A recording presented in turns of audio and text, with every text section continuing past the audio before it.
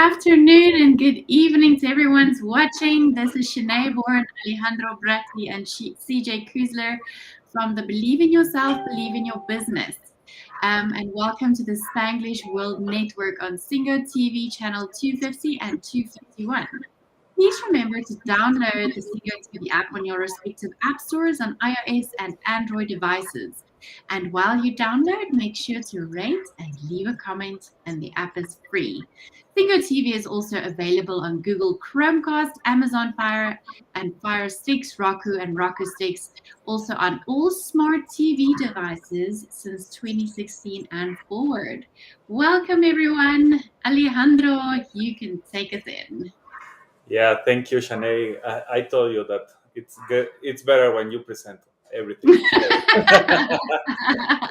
I bring the fire. You bring the fire, even when you are tired. That's amazing. So we are really happy to have today a special friend and guest, Steve. Thank you for connecting with us today. This show it's about your life. It's about how we can improve the lives of the people that we are going to be working with, and we also have a special announcement to say to everyone. The four of us, we are going to be presenting a challenge next week. It's going to be a business challenge to be helping you to improve your lead generation, to improve your closing sales, understanding what is in your mindset, and understanding what is in your messaging, how to improve that. So I believe we are going to have a mix between a conversation of what we are doing between us and what is the life of Steve, how he has been becoming the sales innovator, and he has been creating new ways of selling without selling your soul. That's something that I really love. And also talking about the things that we're going to be sharing next week, and we really highly recommend you to join us if you are looking for improving that lead generation, to improving that messaging that you have, understanding your customer, and knowing how to really close them and start to make all the money that you are really wanting. So thank you, Steve, for joining us today. This is amazing to have you here with us. Look, I'm going to start off firstly by thanking you guys for having me on. I'm really excited to be here. But Shanei, you said good afternoon, good evening, but you forgot good morning. It's 5 a.m. in beautiful downtown Sydney in Australia. Good morning, So Steve. we're going to say good morning, good afternoon, good evening, good everywhere you are now that we've got the four of us on. Good morning. Welcome. Good morning. I hope that the sun is shining and it's a bright day. Yeah, we're pretty lazy here. We just say g'day, and that'll cover everything. G'day, mate. G'day, man. G'day. No, it's great to be here, guys. So, Steve, let's start with your story. From where are you coming? Starting with before you started to believe in yourself, in a moment that you can say like, okay, this is who I was, and how that was that process when you started to believe in yourself. I know that we're going to be entering later in the conversation about how you become a sales innovator and what are the things that you are doing there. But first, starting with yourself, like you as a person, what did you do, who you were before you started to believe in yourself? Great question. And the big thing, it all started before I actually got in business. I was a kid born with pretty bent legs, just bordering on deformity. My nickname as a kid growing up in my family was Bumblefoot because I kept tripping over my own feet.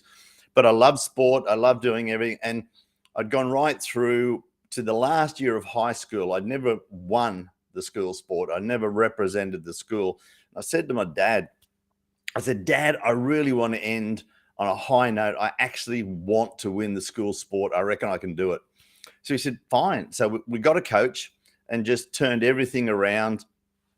I didn't tell any of my mates, and I just gradually got better until I got to the school sports, and I won the events and won the championship. And then, my coach said, well, you got to go to the regionals and you got to go further. So we kept training, and I got to the regionals. I did really well there and got to the state.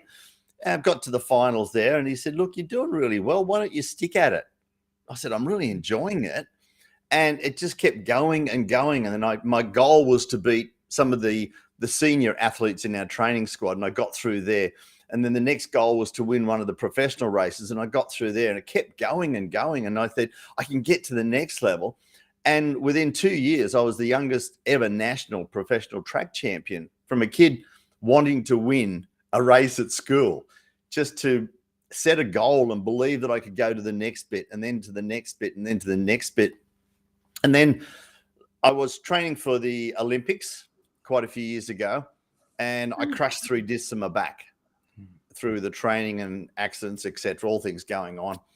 And through rehab, I actually fell in love with the fitness industry. And as I was looking at it, I thought, I think I could do it differently, and I think I could do it better. I was a pretty brash, cocky young kid back then. So I set about changing the world in the fitness industry. And again, believing that I could do it differently and do it better in my own certain way. And I actually did, because I then got to speak around the world, and I franchised a kids club into 5 countries and a weight loss program into 2, and doing all the different things. And as I was looking back, I thought, okay, this is how I can do things across many platforms. And those things carried me right through to today, to be able to, the principles is basically, find something that you love doing, find something that you're good at, do it differently, and own that space. Find out what area that you could actually be the person in, not just an A person in. And then just stand up and say, yes, this is us, and attract the right people to you. And again, it all comes in the belief. And a lot of people, they talk about, well, I talk about being the authority in your particular area. And one thing that really will help the listeners at home and the viewers is, you don't have to be the best in the world. You just have to be the best in their world. So as long as you are the right person and the leader and the authority in the particular area that is servicing your people. Now, the other thing that people get confused with is expert and authority. A lot of people say you've got to have 10,000 hours of experience, etc., to be an expert. That's okay, you do. The 2 definitions that I live by and I teach is, an expert knows something. An authority is known for something. And it's a matter of looking inside and the working with the people that you work with. What is it that you're known for? What is the one thing, the 2 things that you're known for, the way that you deliver your service, your background, all of those sorts of things. And you are all an authority on your own life. You are all an authority on the way that you do things your way. It's a matter of uncovering it, package it, and communicate it. And then that way, it's not the fake. It's not the imposter syndrome. You can't be an imposter of your own life. So it's a matter of celebrate that and then stand up and own it. And that's the thing that most people don't do. They don't stand up and own that thing. In fact, that was the title of my first bestseller: Stand Up, Stand Out, or Stand Aside.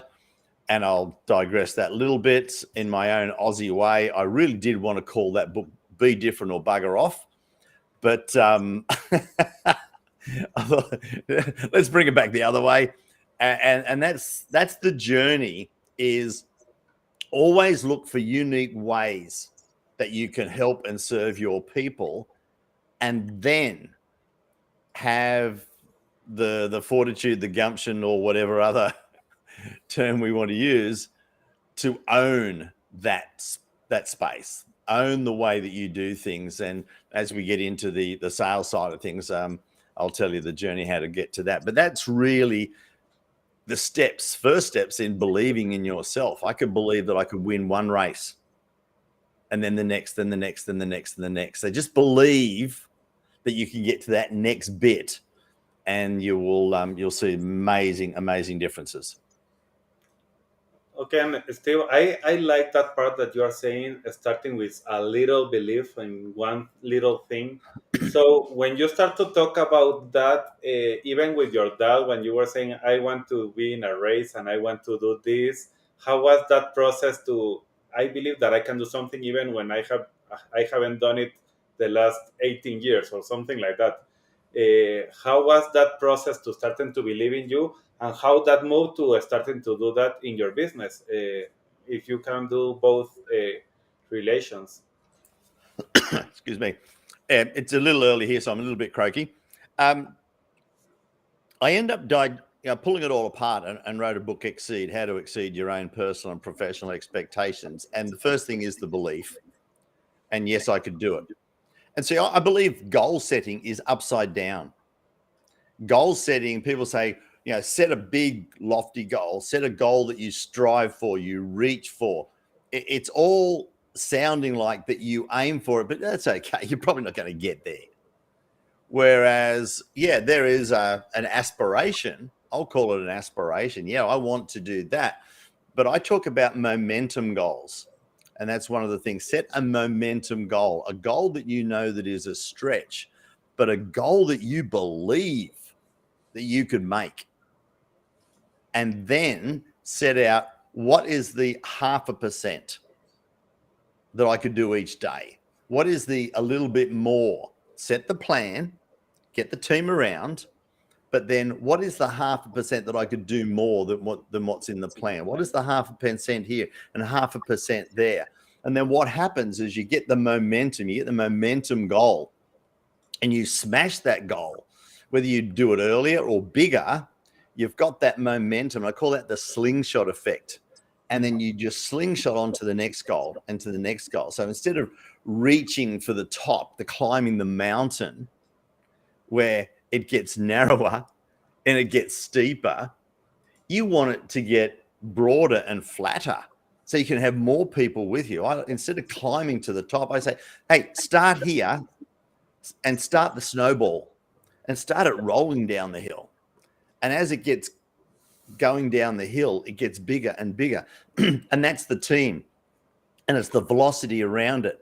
And then when there are obstacles, you've got the team and the momentum with you to smash through those goals. And when you hit the bottom, you've got the momentum to go halfway up the top to the next one.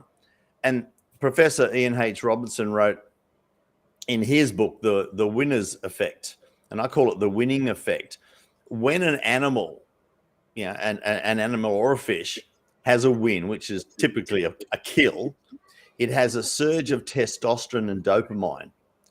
And that adds psychological and physical strength to go on to a bigger kill. Now, you've probably seen athletes out there that are just getting the seconds and the thirds or nearly winning the majors. And then they have one win. And then all of a sudden, they just keep winning, and then they keep winning.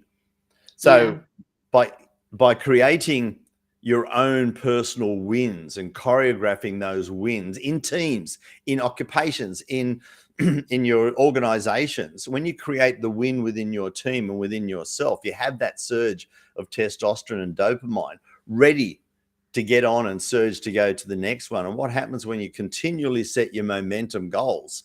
You will get to the bigger goal quicker, faster, and stronger than if you had just set that one goal. Because when something happens and you fall behind in traditional goal setting, then you get behind, you get despondent, you already think, well, I probably wasn't going to get there anyway. The 100% effort drops to 90, 80, 70. But if you're continually having that win, that 100% goes to 105. Because we all know that there is a 0.5% or 1% somewhere in your day. Yeah. And you set a goal. What is my 0.5% today? What is that one extra phone call that I was going to make? That one extra email, that one extra that I was going to do, that creates that additional momentum to create that slingshot effect. And that's basically what it was. Just chew off the next one and believe you can get to the next one and create that winning effect. That's really interesting, Steve. I'm curious because you talk about, how you went from, not walking straight to running and being a champion. level to level to level. And so you're having that snowball effect. I'm curious because life is multifaceted, right? And you could be dealing with, okay, how do I move ahead in my business? How do I move ahead in my fitness? How do I move ahead in my relationships and my finances? There's all these different areas, right? That you can get 1% better every day in. You can practice Kaizen, which is Japanese principle of continuous improvement. You can do that bit by bit each day. But I'm curious how you would approach, because there are all these potential things to grow in. And if you're really hyper self-aware, you know there's room to grow in more than one area, right? So how would you, I mean, obviously by the sound of it, you focused on one goal at a time.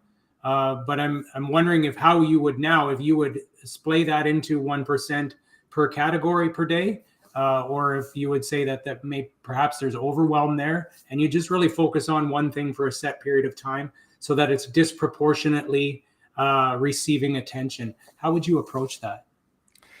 Great question, CJ. And the answer is you always, the saying is, isn't it, how do you eat an elephant? One bite at a time. Yeah.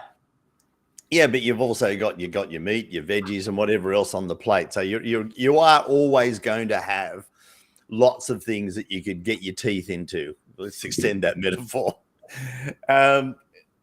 And there are going to be one of my great mentors, and I knew that he got it from somebody else, is the main thing is to keep the main thing the main thing.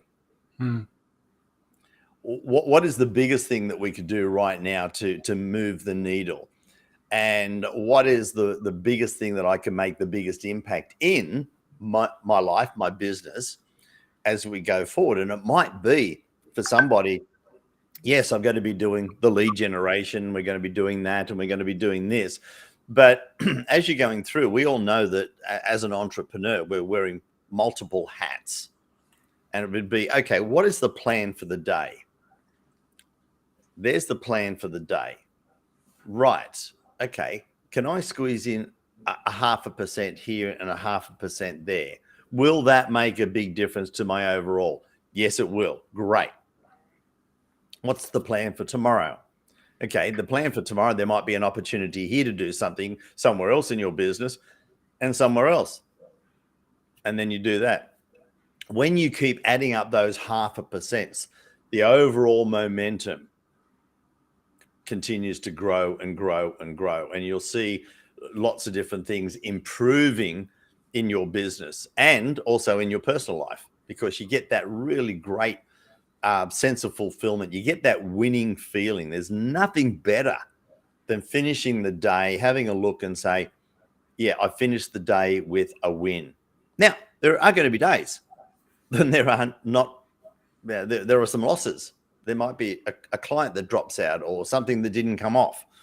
But if you balance that out with the wins and look at it and say, well, okay, that happened, but we're still on track. And if you keep ahead of the curve, and that's the thing, it's like we're planning to run a marathon and you keep doing that little 0.5%, then 0.5%, then 0.5%, and then you're several weeks ahead of schedule.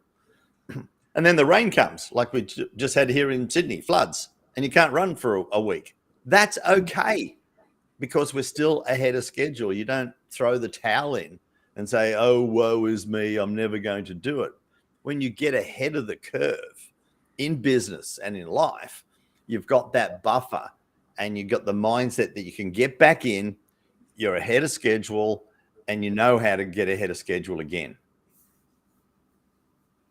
That's really great. So was it primarily through sports, Steve, that you found that momentum and then began to apply it to other areas for yourself? Yeah, I didn't actually realize what I was doing, and I really didn't realize that that's the sort of person I was until I sat down to write the book. And then I packaged it all up, and I said, there are 6 principles that I've actually been living by all the way through. And then I crystallized them. But I was actually always innovative, always looking for opportunities. In the middle of high school, my girlfriend's sister's boyfriend was a surfer. He showed me how to make my own surfboard. A few of the mates at school, of course, we didn't live near the coast and we didn't have a surf shop in town, said, "Oh, how'd you do that?" And I said, "Well, come here and I'll show you." So we made a few boards together and there was a few others around. And I thought, there's a business here. So at 15, we started making boards. Then I realized I really didn't like doing the shaping or the spraying or that. So I basically did the selling and the managing, and my two mates did the shaping, and we had a business. So it was always, where is an opportunity to leverage and grow? And that's where I got into the fitness industry. But I ended up having programs for kids. I had programs for seniors. I had weight loss, decondition, rehabilitation, all of the areas that wasn't trendy or glitzy. It wasn't the bodybuilding, body beautiful. Yeah, it was. I said, well, okay, you're fighting over 7% of the population. What if I went for the other 80? Yeah. And it was like, okay. And then that's how we grew. And I was in a small country town in the middle of the Hunter Valley, beautiful wine country, if you want. And I went to the outside world and went to some of the fitness conferences, and they said, "What are you doing?" I said, "I'm doing this, this, and this." And they said, "Wow, can you teach us?" And I said, "Doesn't everybody do that?" I just did it to survive because, I had these multi niches. I said, "No one's doing it." And I thought, "You're beauty." So then I packaged my knowledge and then started selling it. And that was the big thing for me is, well, okay, instead of just looking after my own business, what is it that I do differently that I could help other people with, and how could I take it out there? So that's when I started taking it out, end up speaking in, on an average of 8 to 10 countries a year, and trained over 60,000 business owners. Wow, that is a lot. That's a lot of business owners. And how would you say that? I know that sports is deeply connected to, keeping on in entrepreneurship. How did you find that sports, when you look back, how did you find your sports helped you in your entrepreneurial journey, just to have that consistency and persistence? Yeah. Pardon the language, but I'll always say it. I'm a competitive bastard. Yeah. And the little saying that I've got here, every day I go to work, I compete. Yeah. But it's not about it and not against anyone else. Yes. It's always with me. What can I do today to be the best that I could be? Now, many years on from my sporting background, look, even if I go for a bike ride today, I'll have my Strava on, and the first thing that I do when I get off the bike is just check, how'd I go? It's like, it's there. And that's how we should be, is how can we be the best that we could be every day, and believe that we can be better. There is always something that we could do to be better in our business, and also believe that there is something inside that we could share with other people. And people just don't have the confidence. And the people that I work with, I work with hundreds, if not thousands, of business owners every year on uncovering and creating their unique authority positioning. And then how do we package that? And then how do we sell that? Yeah. And as we're pulling it out, they look at themselves the way that they look at everybody else. And I talk about what's called the brown box syndrome. It's when you look and feel and sound the same as everybody else, then you're a brown box. But it's not until you unwrap the box that there could be gold inside. And it's a matter of unlocking what that gold is and then communicating what that is in their point of difference. So instead of being a trainer, a coach, a consultant, an advisor, a planner, all of these sorts of things, an A is like, what is your V? And then when we uncover, and it's not about who they are or what they do. That's the way that everybody else has been putting them in the box. people don't buy what you do or what you've done. It's what you deliver for them. And when you Yes. can communicate who you are and what you do in a way that they say, wow, I want that for me, then their uniqueness goes up and they actually get confidence. People really do want to buy my stuff now that they actually know what I'm going to do for them. People are ingrained into saying, this is what I do. I am a financial planner. I am an accountant. I am a personal trainer. Well, yeah, you are, but I don't care what that is. What are you going to do for me? And how do you communicate it in a way? And I talk about the coal and the diamonds. Your communication is either coal or diamonds or somewhere in between. Yeah. Coal is, it's plentiful, it's ugly, but it gives off a bit of heat in the end. It has some value. Diamonds, when it's cut right, it's immediately attractive, perceived as high value, and virtually indestructible. But they're basically just carbon. They're basically the same. One's had a lot more heat and pressure put on. Yes. Yeah. And Shanei, you would know because you're the country of the diamonds. But yeah, a lot of people are communicating coal. What do you do? Oh, I'm a financial planner. So what do you do? Well, you know, I look at your numbers and plan. You know, whereas you turn it around, yeah, I'm a lifestyle protection, a lifestyle enhancement. I'm a retirement renovator. Wow, what do you do? Well, I look at this and I do this and you talk in pictures like I see what you do, not just here. Yes. And that's the big thing. Yeah, people really want to see that transformation. You know, people are so hesitant to buy certain things these days because they get told, you know, you're going to achieve this and you're going to be, you know, slim and slim and sexy. And, you know, they get the before and the after pictures of people, or they just get people of who has been fit and slim their whole life. And then when they try it out, they don't end up in the picture or as the picture, what they envision for themselves. And I totally agree with you that, you know, selling the transformation and delivering on that is huge for people because that really changes people's lives. Yeah, there's a communication tool that I have in my business, and I've been coaching and using it for excuse me, over 10 years. Yeah. And it's exactly that. It's called the emotive sales pendulum. And I'll take you, and this will be great for the viewers. And we're talking about sales and where I'm fitting in with you guys with the sales, and the innovation that we do in our selling is picture the pendulum swinging down the bottom. Yeah.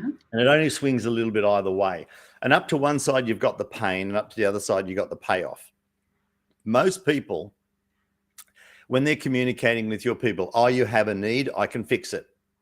The pendulum is a little swing. And I call that the red zone of death. The pendulum doesn't swing very far. Yet when you're, and this is part of the process I teach, when you show empathy and help uncover what their real pain is, and we go through a process that if they're coming along to our challenge next week, I'll take you right through this whole process, is you start swinging the pendulum up. Say you've got a problem, you've got a need, you got something. How does that affect whatever it is? How does that affect your life? How does that affect your business? Oh, I've got a need. I need 10 more clients. So how is that affecting your business not having those 10 clients? Well, I'm not, you know, being able to put on the extra staff. I don't have the cash flow. I've got to do the extra work myself. So that's how's that affecting. So you're swinging the pendulum up that little bit. And then you keep the conversation going as to then how does that make you feel? How does that make you feel having to work those extra hours? And, oh, gee, you don't get home to have dinner with your kids at night. Oh, and you're missing their soccer practice or their basketball match. And then you're swinging the pendulum up and they're articulating the real pain behind it besides just the need. Then you let the pendulum go. And a lot of people will start in the middle and try and push the pendulum. It's like pushing other things uphill. Yeah. Yeah, you let the pendulum go and say, well, what would it be? We have a system, we have a process, we have a blueprint to be able to get to those 10 extra clients. In fact, we're probably going to get more.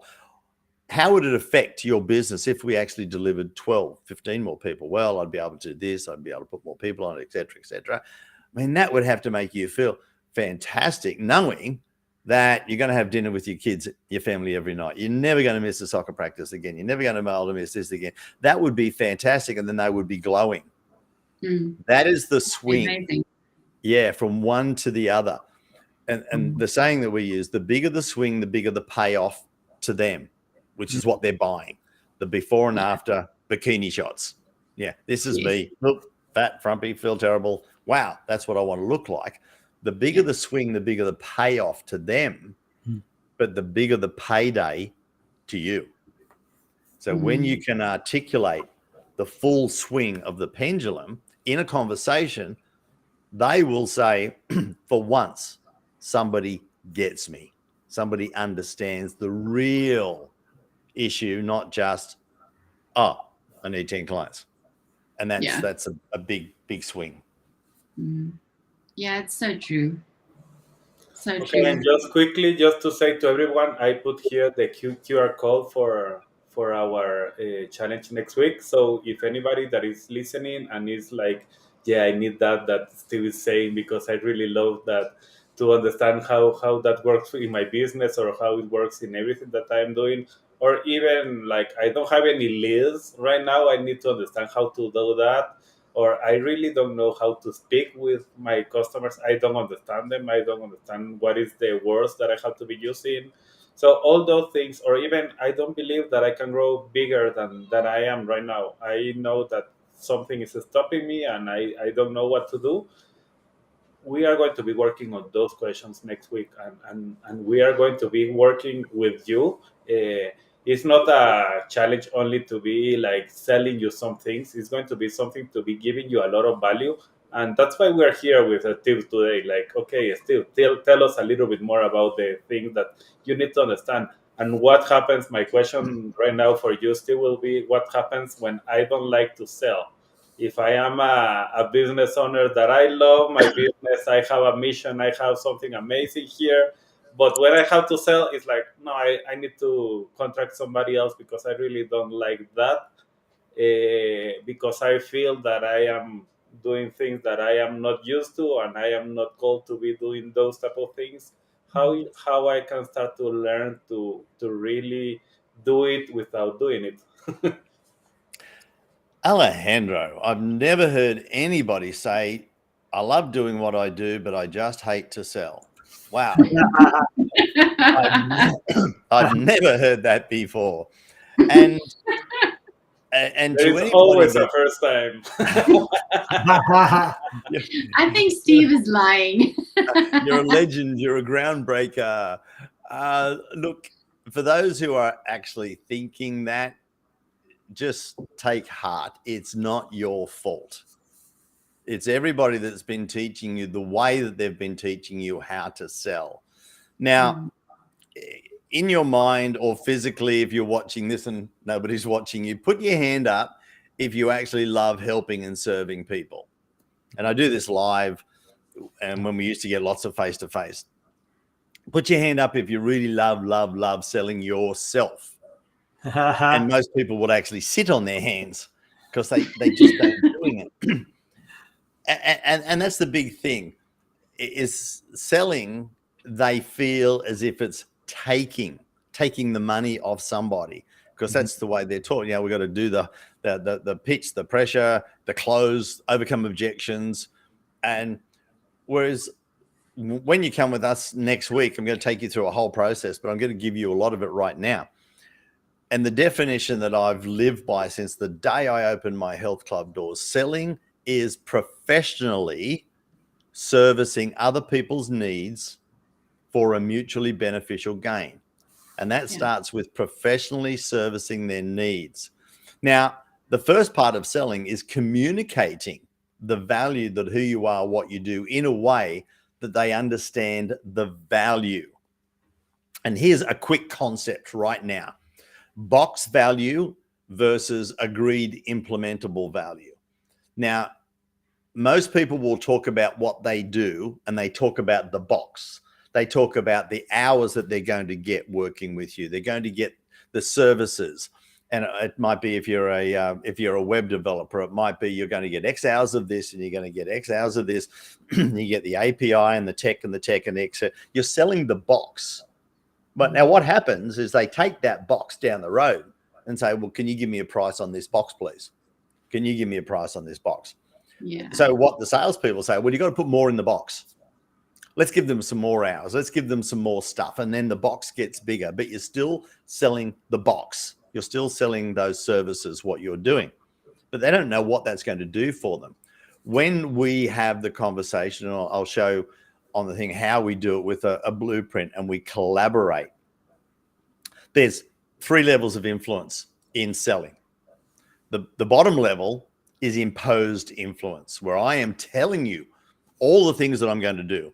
I'm telling you all about the company, and I am telling you all about the benefits, the features, advantages, benefits, the benefits that you're going to get. So I am imposing all of this knowledge on you. It's the present and pitch. The next level is much more powerful. It's the collaborative level, the collaborative influence, when we're working together. So you've said you've got these 3 things wrong in your business, and we're talking about, we've got our blueprint, our system. If we did this and we worked together and created that solution, what would it mean to you and your business if this happened? And together you would quantify an outcome, emotive or financial. You would quantify, you write it down. And as you're going around the blueprint, having that discussion and conversation. So if we did this, if we worked together, you said this was wrong. Here's one of the things that we did. So we're not talking about the box.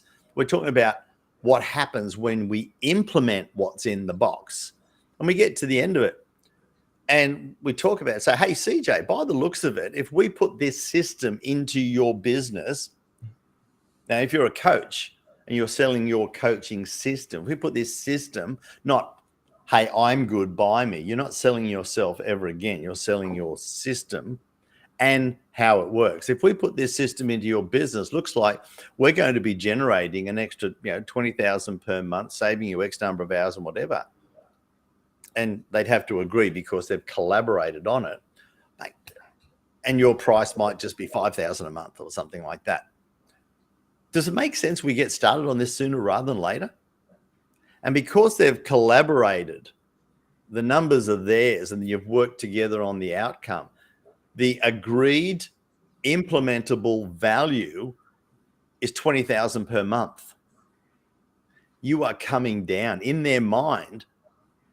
I've just given, in CJ's mind, I've just given him 20,000 a month if we work together. And then instead of coming up from 0 to 5, well, you're fighting over that and I better discount, I better bring it down to 4 and I better bring some more in. The starting number in their head is 20. And if you're coming down to 5, you are personally giving. You're not taking money away. You're personally giving the 15. So selling, when you do it the right way, is actually coming from a place of giving, not taking. You are giving them the opportunity to change their business. You are giving them the opportunity to change their life. You are giving them the opportunity. If you wholeheartedly believe in what you do, and that's everybody on this call and coming next week to the challenge, if you wholeheartedly believe it is your right, your duty, your obligation to sell to those people, because if they don't, then you have let them down. When we opened the gym, I told all of my people, we've got programs for this level, this level, this level, all of these people. The people that walk through the door haven't just woken up and just said, oh, I put on 7 kilos or 14 pounds. I better go to the gym today. It's pain has got bad enough to finally do something about it. People that have contacted you, the pain somewhere on that pendulum has got bad enough that I've got to do something about it.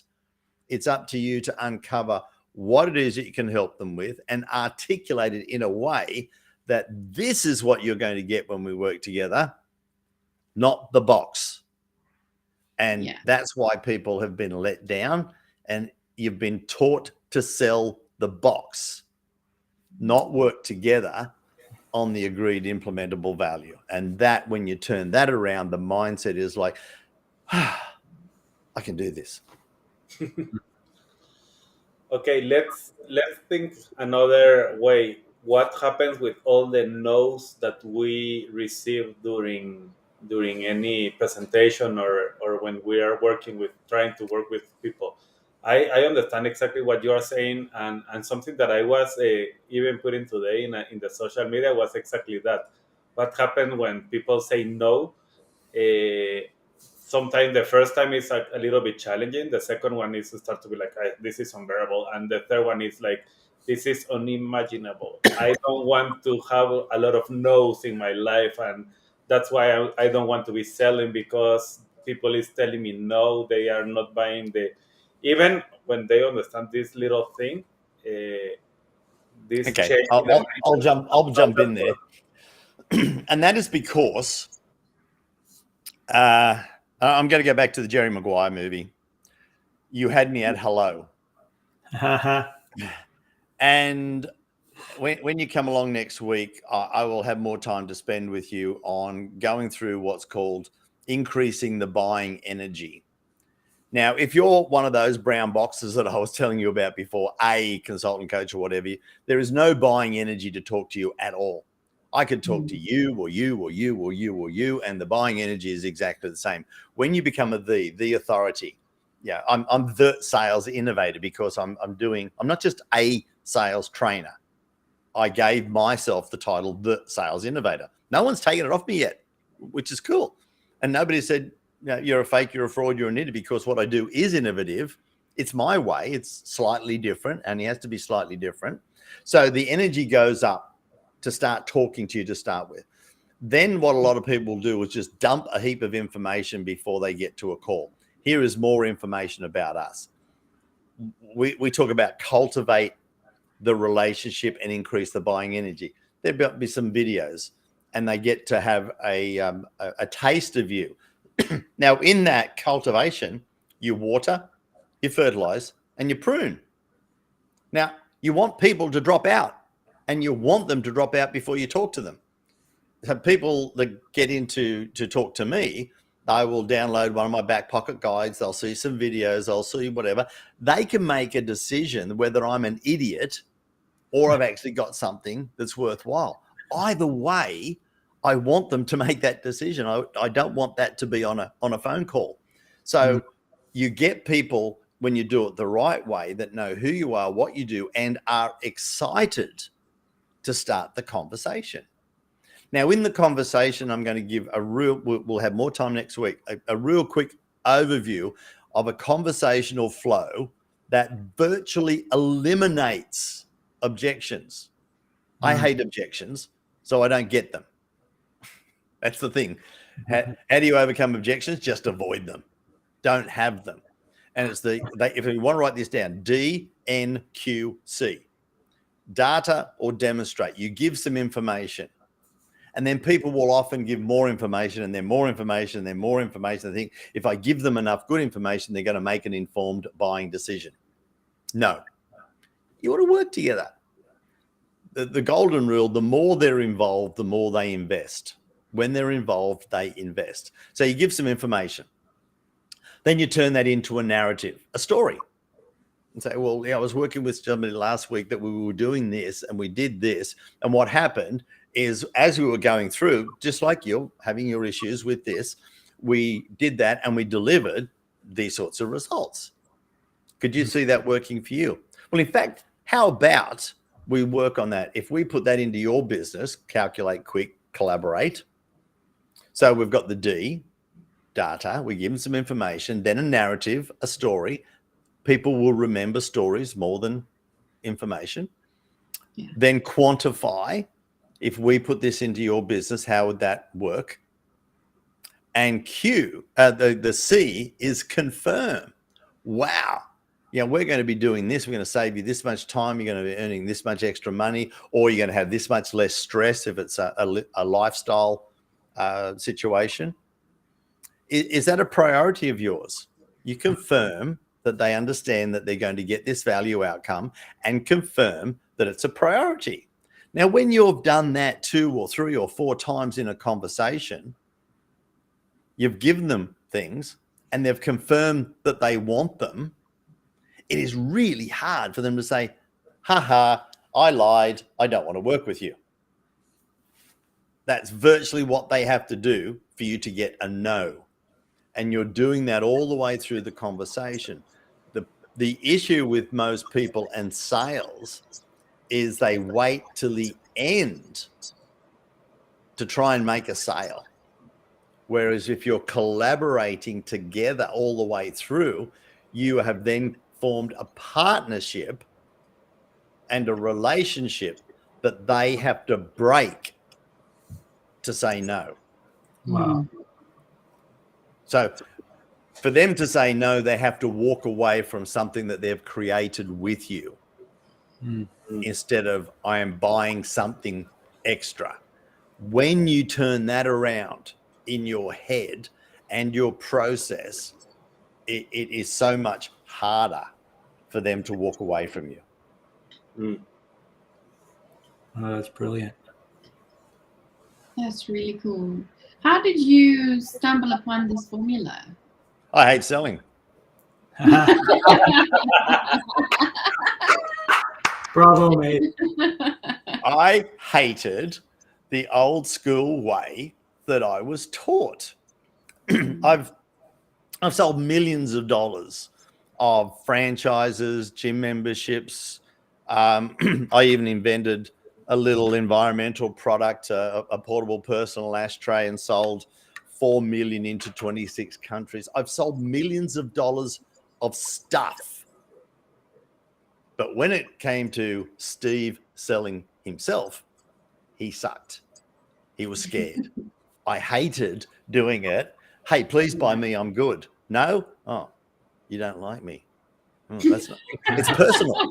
It's personal. It is a personal And that's where people have a trouble. I've got to get to the point of selling me. I don't want to sell. I don't want to do it because what if they say no? What if they don't like me? My self-esteem is going to go down. And that's because they're taught that it's the sales pitch at the end. It's the all or nothing. It's the Hail Mary pass in football. It's the all or nothing. This will win the game. But you've got to have them at hello and have them, the buying energy increase that they're so excited to get to talk to you. And you collaborate together and you create the partnership. And then, just as I said to CJ, by the look of it and what you've said and what we've worked on, it looks like we are going to do this together if we put this system into your business or life. Does it make sense? We get started. Mm-hmm. And that's the hard, high pressure close. Does it make sense? We get started because you've told me this will work for you. And if you've done the DNQC, the little stories, the quantify, yes, this is what I want, then it makes it really hard for them to break that relationship. And why did I create all of this for other people? I was selfish.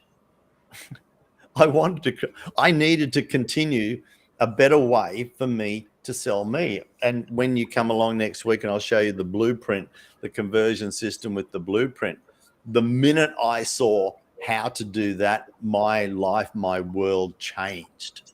It took the pressure off me selling me. And then that's exploded other people, professionals out there, a new way of not having to say, hey, I'm good, buy me. And that's the dead set truth is I am as insecure as anybody else about selling me.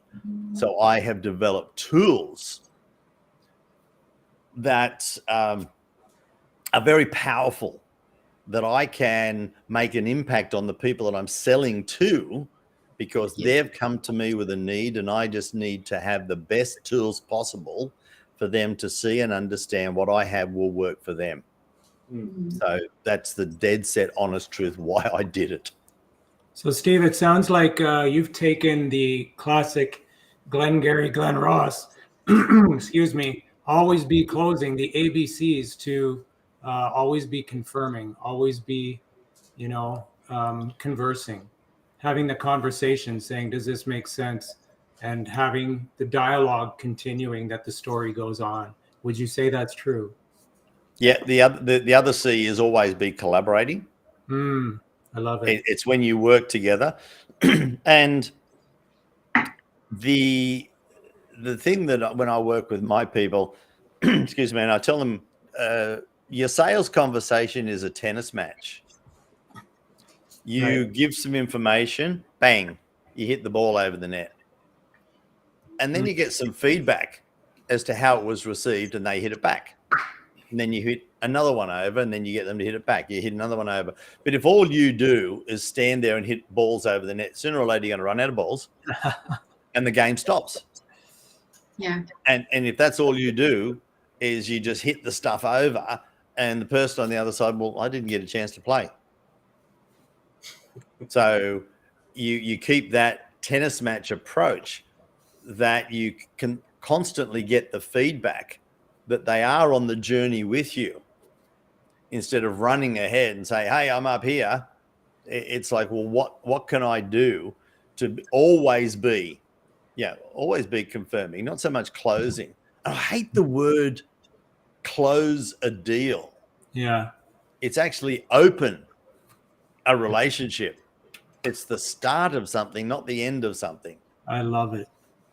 And so when you say, let's close the deal, no, let's open a relationship. So conversing, collaborating, and then converting and opening a deal, opening a conversation, a relationship.